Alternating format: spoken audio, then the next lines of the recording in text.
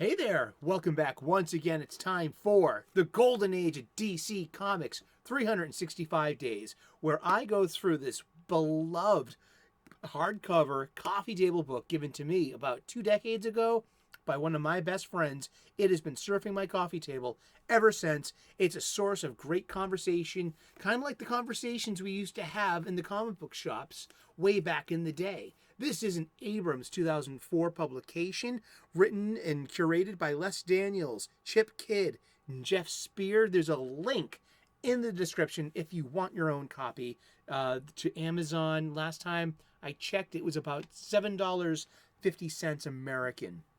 It makes a great gift. I know, because I got this as a gift. And I love this book. I love going through it. It's about history. It's about the publication industry. It's about this modern mythology of superheroes.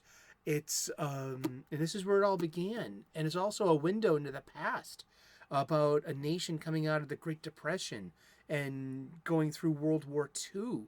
And what I do is I crack the book open for its intended purpose. I go to today's date. We look at some comic book art and we read the blurb and we talk about comic books. And we're going to talk about comic books every day for the rest of the year. Tune in at 3 p.m. U.S. Eastern. Find out who we're talking about when we crack the book open. Just like this. Let's crack the book open. Oh, and it's June the 1st. Happy June. All right, look who we got here. Superman marries Lois Lane. But there's a catch. Alrighty. This is art by Win Mortimer. This is from the cover of Action Comics number 206 from July of 1955, right at the end of the golden age of comics. It's June 1st. Probably no characters in the comics history have been depicted in the throes of matrimony as frequently as Lois Lane and Superman, which seems a bit odd considering they didn't get married until 1996, more than half a century after they first met.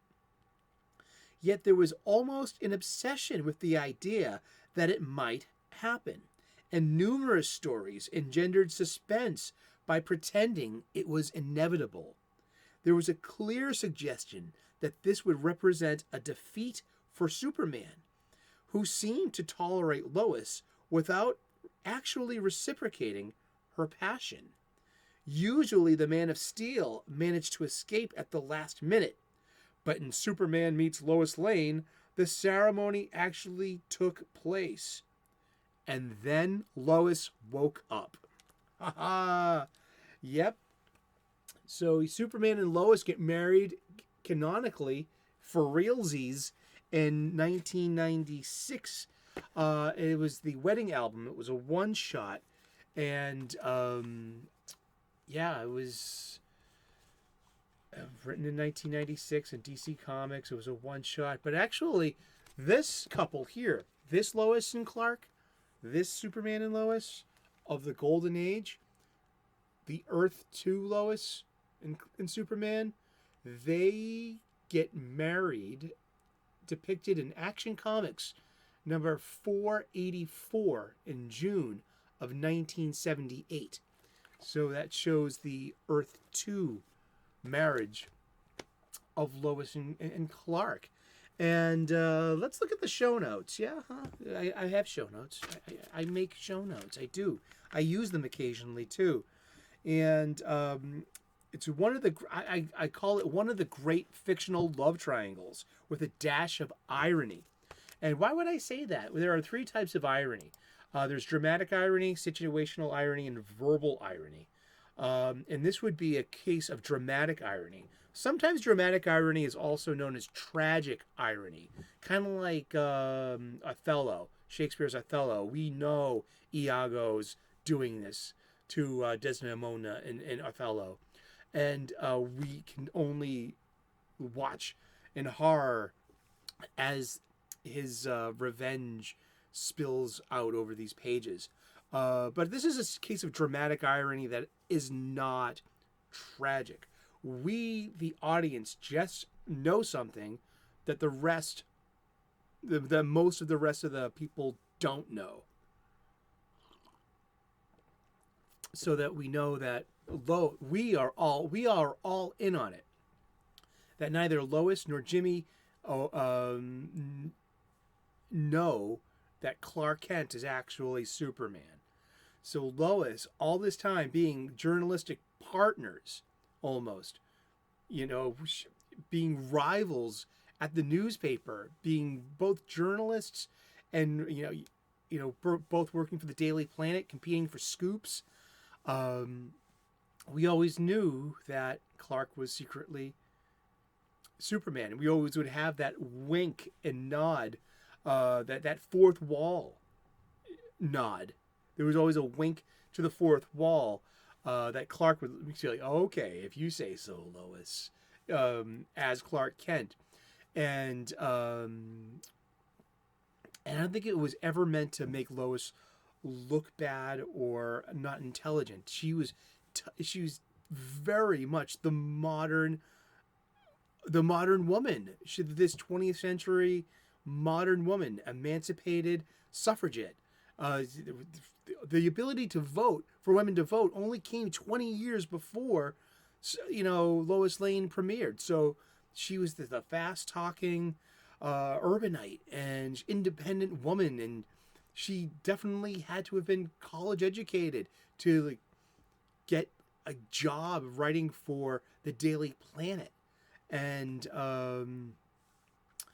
she was a single woman living in a huge city. And I just think that, Lois is just such a great character. And it's just years later, in 1996, they had the actual wedding of Lois and Clark.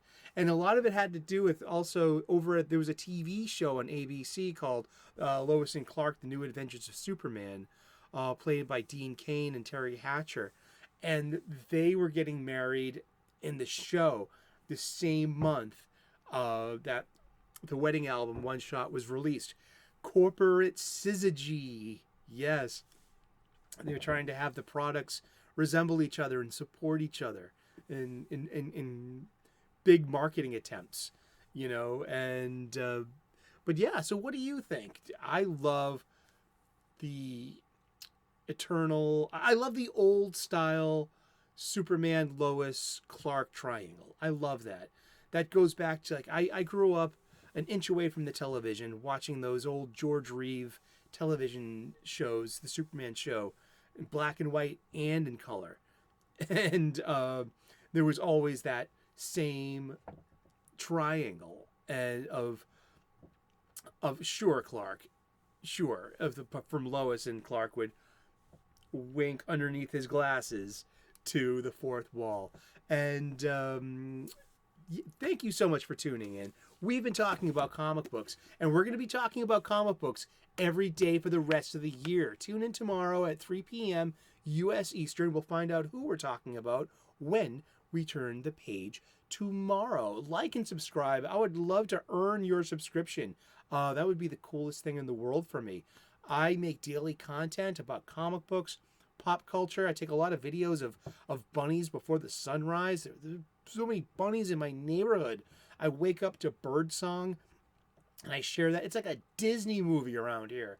I swear. I also talk about spirituality. I'm an ordained minister and an amateur theologian. Hashtag lighten up. It's about enlightenment and how spirituality can be a boon to your daily existence. It really can. It works for me. I want to share this with you. I'm a professional chef. I share my cooking hacks. I have a playlist called What's Cooking, and where I share a lot of my soups. They're very popular. I guess it makes people delicious. It makes people hungry by looking at this delicious, nutritious, and beautiful food. So, I'm trying to share my hacks with you. Thank you so much for tuning in. God bless, namaste, good luck, and we will see you again tomorrow. Thank you. Cheers.